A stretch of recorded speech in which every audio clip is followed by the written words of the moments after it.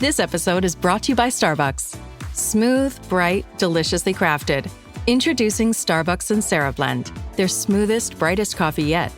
It's a new kind of light roast, one that's packed with so much flavor, it shines no matter how you brew it. So go ahead and try it hot, iced, black, or with a splash of creamer. Visit athome.starbucks.com/Sansera-blend-coffee to bring Starbucks Sansera Blend home.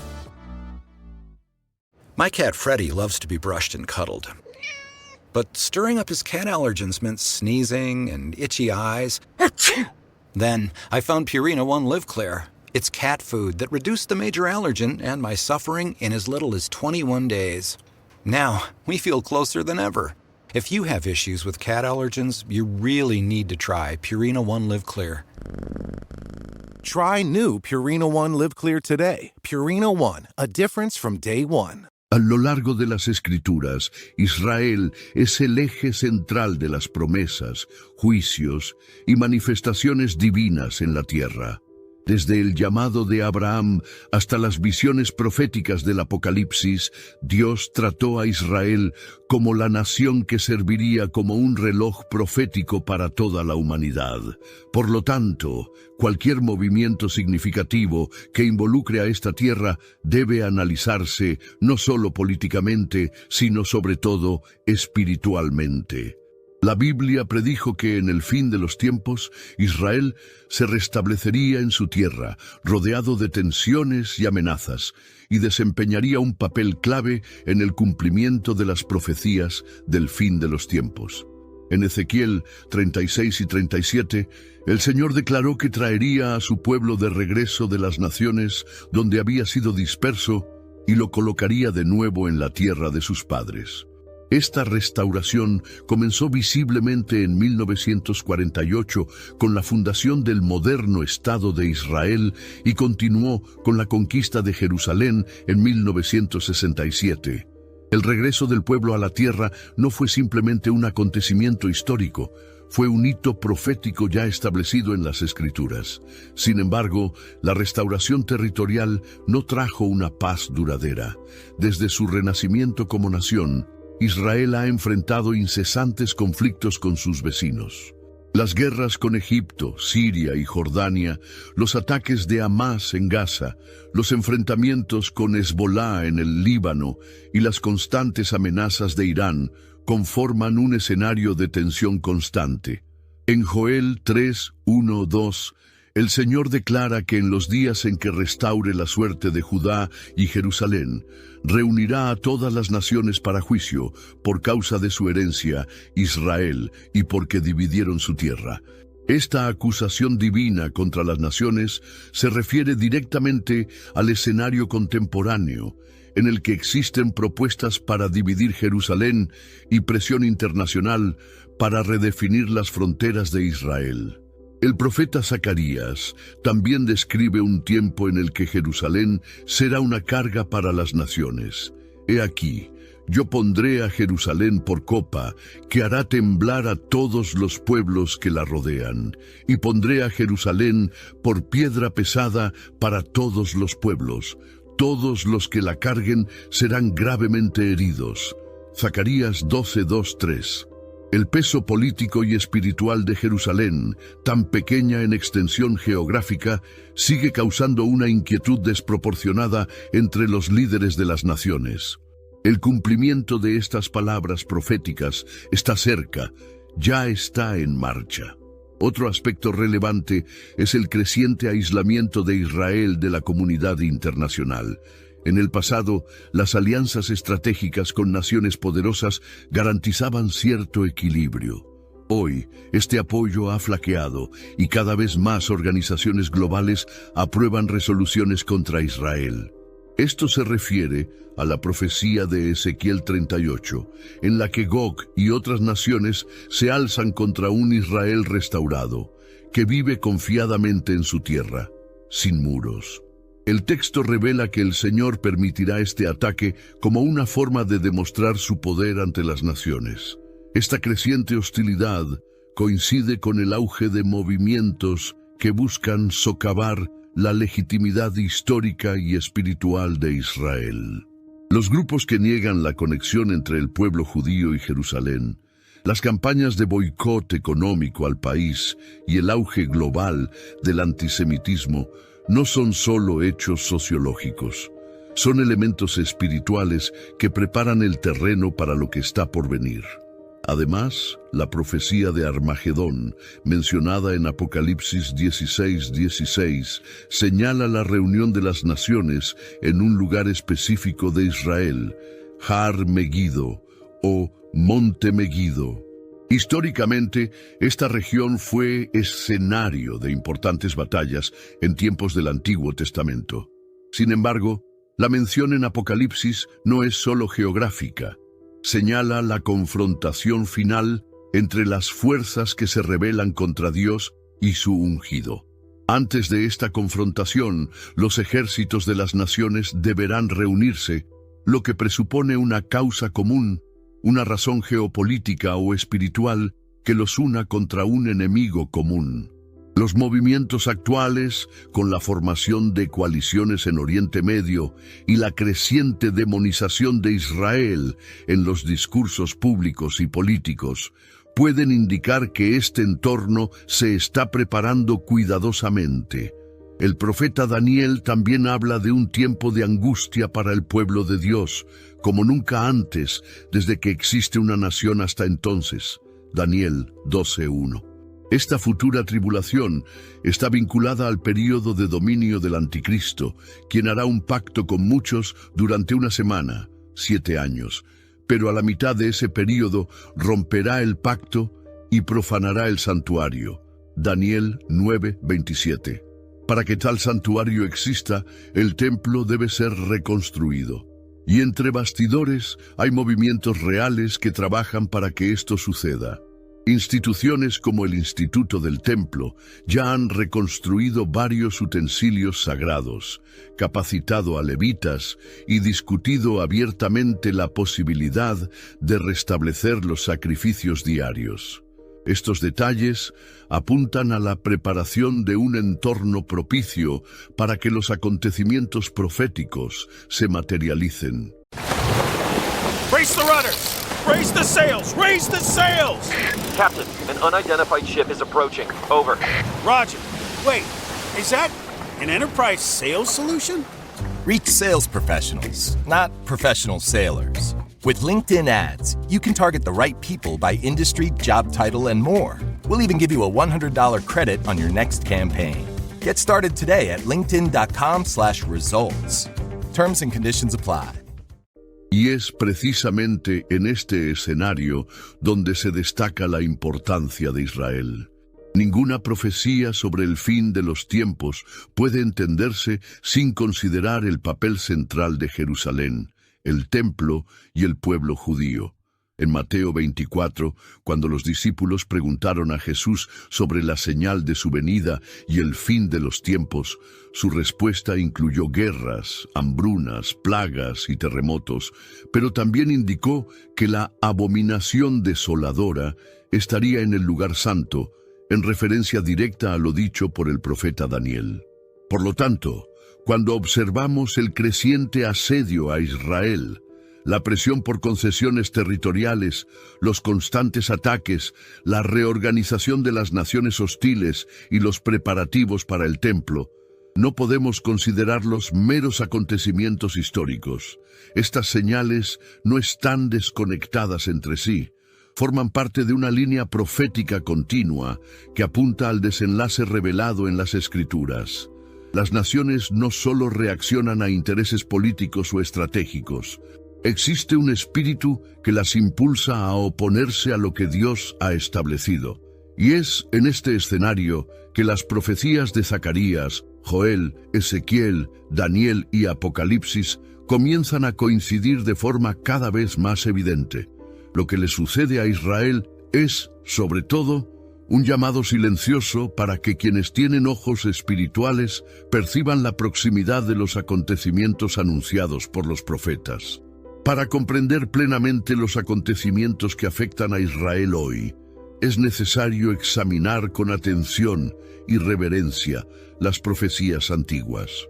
La mención de Armagedón en las Escrituras no es un concepto vago ni simbólico, sino un hito específico en la línea profética revelada por Dios. El término aparece en el libro de Apocalipsis, capítulo 16, versículo 16.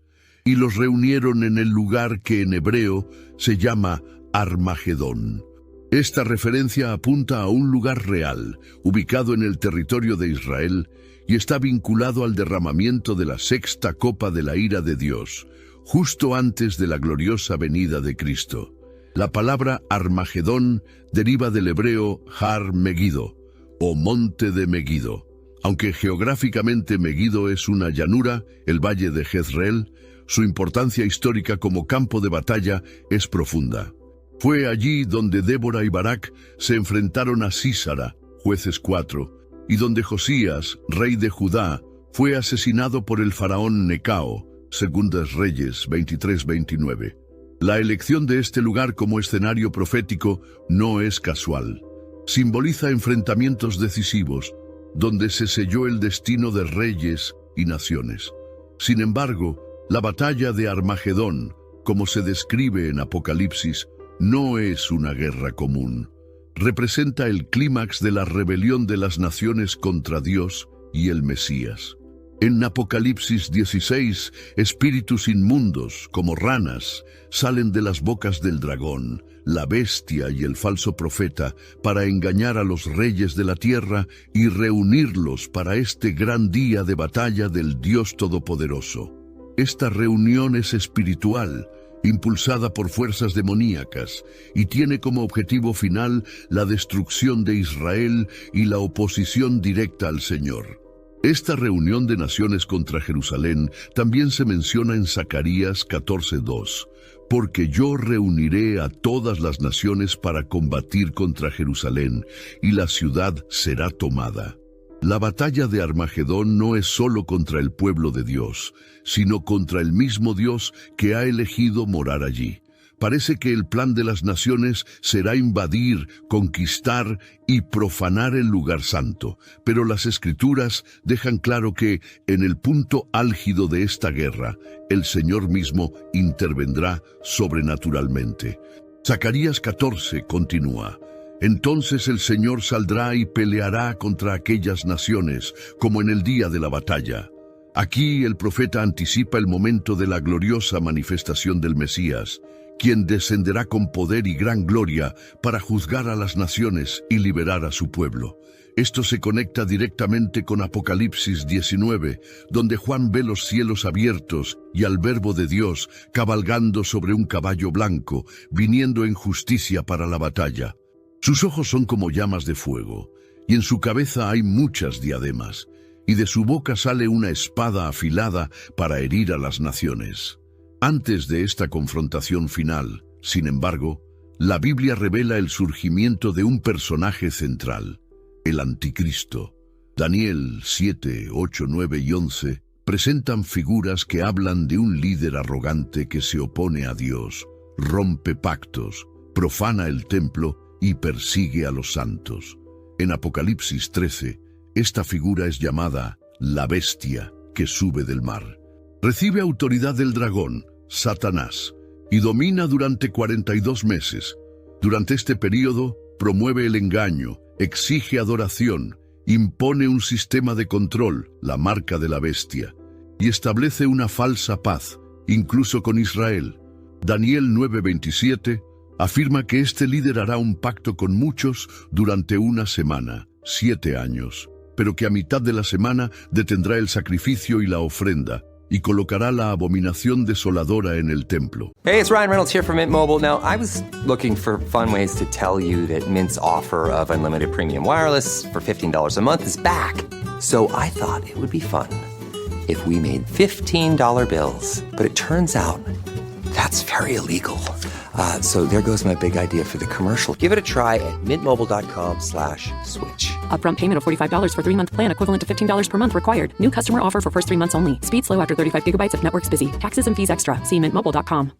Jesús confirma esta profecía en Mateo 24:15, advirtiendo a sus discípulos que huyan al ver tal abominación en el lugar santo. Esto indica que el templo volverá a estar en pie y que será profanado por este líder mundial, lo que marcará el comienzo de la gran tribulación, un tiempo de angustia sin precedentes. Durante este tiempo las naciones serán engañadas, la persecución de los fieles se intensificará y el mundo parecerá sumido en la oscuridad. Sin embargo, las profecías no terminan ahí. Joel 3:9-16 describe este mismo escenario: multitudes reunidas en el valle de la decisión, listas para el juicio. El sol y la luna se oscurecerán, las estrellas perderán su brillo y el Señor rugirá desde Sión. La batalla de Armagedón será el acto final de la arrogancia humana contra el Dios de los ejércitos, pero también será el comienzo de la victoria definitiva del reino de Dios sobre todos los reinos de la tierra. Es en este momento que se cumplen las palabras de Apocalipsis 11:15. Los reinos de este mundo han venido a ser de nuestro Señor y de su Cristo, y Él reinará por los siglos de los siglos. Armagedón no es el fin del mundo, sino el fin de la rebelión de las naciones. Tras esta intervención divina, el Mesías reinará con justicia y Jerusalén será el centro de su gobierno, como se registra en Isaías 2:2-4 y Miqueas 4:1-3.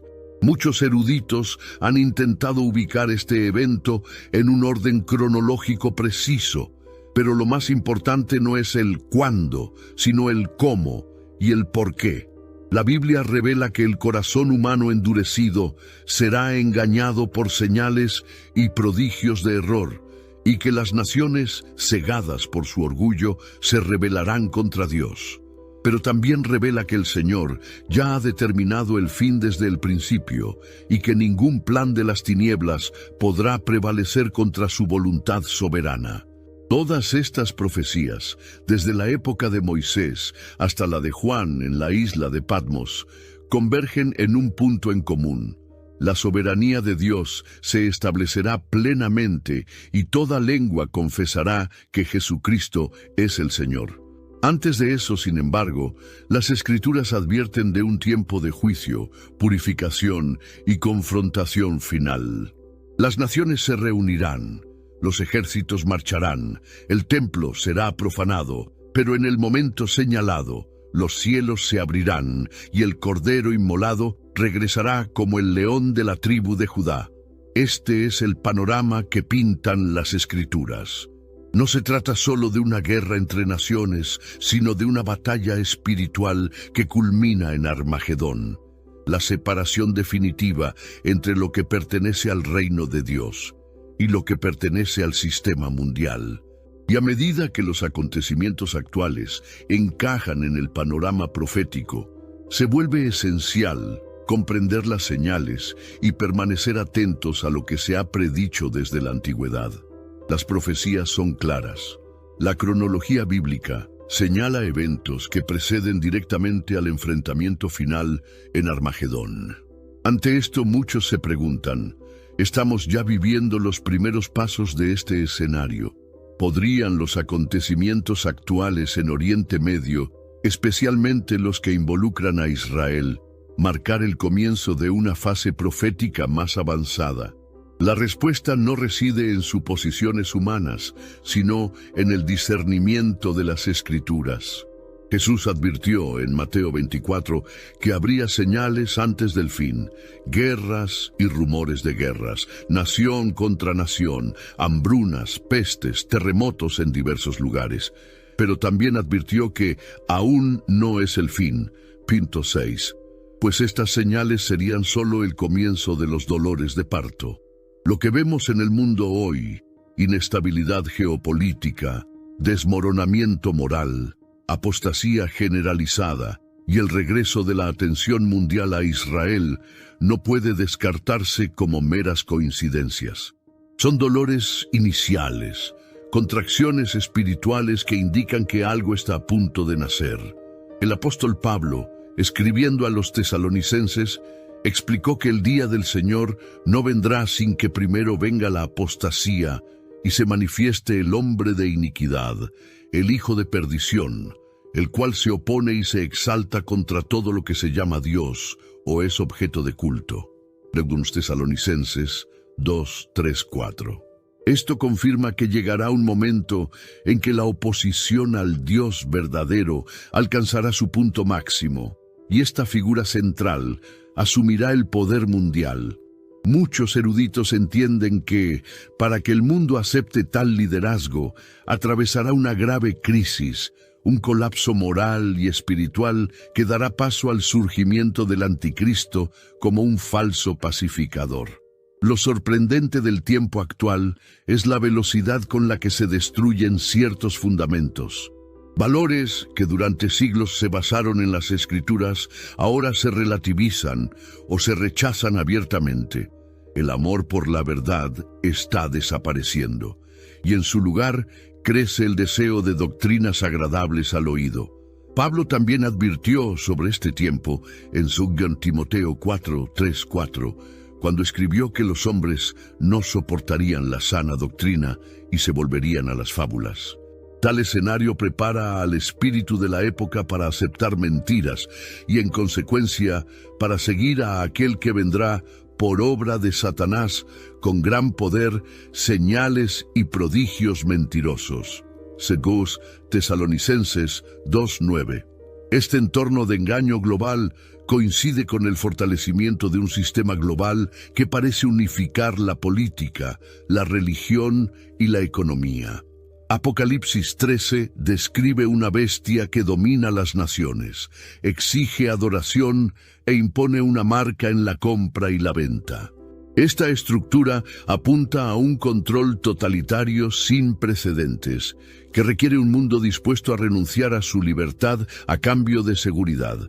Y ante el aumento de las crisis, guerras, pandemias, colapsos económicos y climáticos, existe una creciente disposición colectiva a aceptar soluciones centralizadas, incluso si esto implica una pérdida de autonomía. En medio de todo esto, Israel sigue siendo el centro. La profecía exige la reconstrucción del templo, y hay señales reales de que este proyecto avanza, aunque discretamente. Una vez que el templo esté en pie, se reanudarán los sacrificios y se preparará el escenario para el cumplimiento exacto de las palabras de Daniel y Jesús sobre el hombre de pecado que profana el lugar santo. Esto marcará el comienzo de la gran tribulación, un tiempo en el que los cielos y la tierra serán sacudidos y los juicios de Dios comenzarán a derramarse con toda su fuerza. Sin embargo, antes de que todo esto se manifieste plenamente, hay un tiempo de vigilancia y discernimiento. Jesús, hablando a sus discípulos, dijo: «Por tanto, velad, porque no sabéis en qué día vendrá vuestro Señor». Mateo 24:42. No dio fechas, pero sí señales. Y estas señales no tienen como objetivo alimentar la especulación, sino preparar el corazón.